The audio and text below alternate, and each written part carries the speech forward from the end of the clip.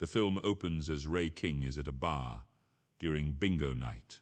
A young woman, Anais, enters and approaches Ray's table, while some guys working for a man named Burke are keeping an eye on them. Ray presents Anais with a photo of a family from El Salvador, the Sanchezes, whom she believes Ray is asking her to kill. He says he wants her to help find them, as he was hired by the father of the wife, Edith. Ray is alerted to the presence of the other men and tries to flee the bar. He fights and kills two men in the bar before the patrons start to flee in a panic. Ray runs into the street where he is gunned down. Treasury agent Marybeth Medina learns of Ray's death and goes to the morgue to identify his body. On his arm she finds "Find the Accountant" written.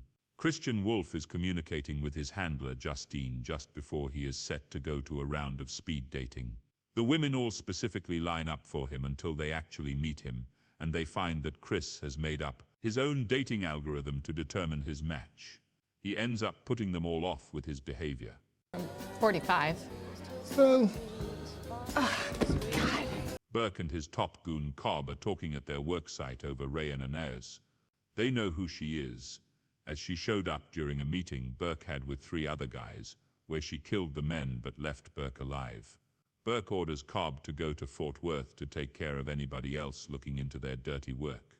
Marybeth begins her investigation on whatever Ray was looking into. After finding documents related to Chris, she contacts a neuroscience academy connected to him. Justine overhears on the other end from Marybeth that Ray has been murdered. Marybeth is later found by Chris in a parking lot. They look into Ray's pictures and research, finding several pictures of dead Chilean ex-Special Forces guys, as well as a tax return from Edith Sanchez. They find that Edith's father was a man named Emiliano Gonzalez, who is shot to death in Fort Worth.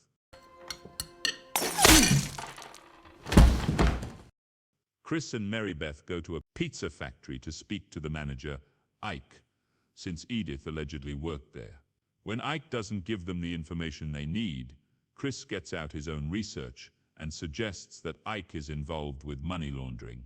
Ike gets in Chris's face, leading to Chris twisting his finger and then fighting off a few employees coming to Ike's aid. you got the balls to accuse me of money laundering? Eventually, Chris gets Ike to admit that he gets money from a man named Thomas, who is involved in trafficking women. Chris's brother Braxton is in the process of trying to adopt a corgi puppy, but the lady at the adoption agency tells him he cannot pick the dog up earlier than promised. He later goes on a job to kill some guys when he gets a call from Chris asking for his help. Brax is reluctant since his relationship with his brother has been strained, but he eventually relents and goes to meet him. Brax meets Chris and Marybeth at a motel, where the brothers wait in a room for 3 women. They give them money to give up information on Thomas, but the women are scared for their lives. 2 of them leave, but one stays behind and asks for extra payment to get her away from Thomas. The men wait until Thomas arrives. Brax punches Thomas off the balcony and onto a car, knocking him out before they stuff him into Marybeth's trunk. She is annoyed until Chris gets Justine to manipulate traffic so nobody will stop her car. Meanwhile, Marybeth learns of Emiliano's death, as well as the death of Edith's husband Gino, and the disappearance of their son, Alberto. The next day, Marybeth joins Chris and Brax, as Chris contacts Justine.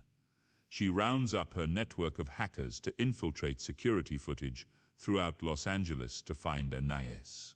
They find surveillance footage of her on the night of Ray's murder and discover a woman named Pamela took a selfie that captured Anais.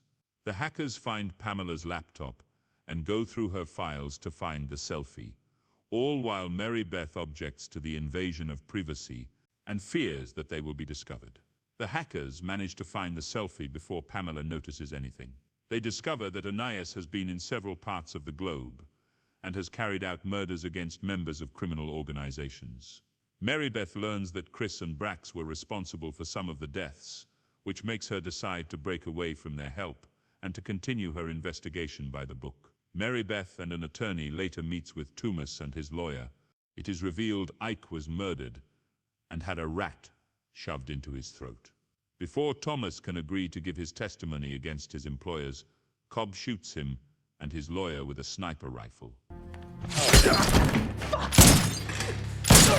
Chris learns from Justine about a car accident from years ago involving a woman. He and Brax spend more time together and later go to a bar, where Chris gets the attention of a pretty waitress, Angie.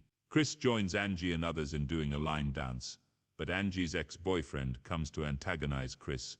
In response, Brax helps Chris beat the shit out of the boyfriend and his buddies before they flee. Brax is also proud to see that Chris got Angie's number. Mary Beth learns of the car accident victim, a woman who ended up losing her memory and underwent facial reconstruction surgery.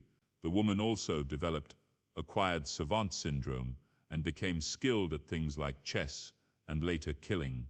The woman was Edith Sanchez, who eventually became Anais. She became violent and attacked a guard before escaping her facility. Until one night, she beat a security guard unconscious. Chris finds out that Brax's employer is ordering him to take out Mary Beth. Chris races to get to her first, but Anais makes it there first. She and Mary Beth get into a fight. Hello? Drop it! Drop it! Ending with Anais stabbing Mary Beth. Before leaving, Anais sees the picture of herself as Edith with Gino and Alberto. This triggers her memories of being trafficked by Burke and his men and witnessing him kill Gino. Chris arrives to find Mary Beth and gets her help. Burke orders Cobb and his other goons to round up the kidnapped children at their compound in Juarez and to execute all of them. With help from Justine, Chris and Brax head to Juarez to rescue them. The villains round up the children on the bus, but the brothers arrive and begin to open fire on the mercs. Cobb drives the bus away after several of his men are killed. Chris gets Brax into a van and follows the bus as they make it to a pit that the kids are forced into. The brothers shoot the mercs, but Cobb is on the bus with Alberto. Chris makes it onto the bus while Brax is in the back. Cobb tries to sell out Burke just before Chris and Brax both put bullets into him. They then get the kids out of the pit and drive the bus to take them home. Brax makes Chris stop the bus to pick up a stray cat. Justine calls Anais and gives her a location. There she finds Burke coming out of the shower. He realizes she is there for him, and she grabs a large knife and follows him. Mary Beth returns to work after recovering. She contacts a number that Justine is listening in on to thank her for helping save the kids, and that Ray would be proud. The hackers are seen putting together a room in their hideout for Alberto, who is being taken to them by Chris and Brax.